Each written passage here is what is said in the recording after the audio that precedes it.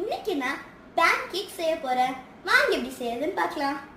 அதுக்கு முதல்ல நம்ம சின்ன பனானாவை எடுத்து நல்லா மசிச்சுக்கணும்.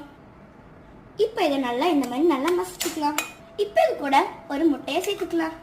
இப்போ இது கூட கொஞ்சம் வெனிலா எசன்ஸ் சேர்த்துக்கலாம். இப்போ இதை நல்லா மிக்ஸ் பண்ணிக்கலாம். இப்போ நான் விஸ்க வச்சு நல்லா மிக்ஸ் பண்ணிக்கிறேன்.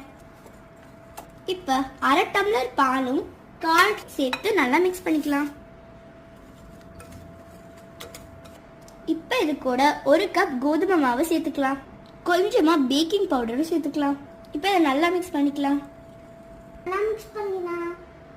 கொஞ்சமா ஆயில் சேர்த்து நல்லா மிக்ஸ் பண்ணிக்கலாம். மாவு ரெடி ஆயிடுச்சு. இப்போ இதை பேன்ல ஊற்றிக்கலாம். கொஞ்சமா நெய் விட்டுக்கலாம்.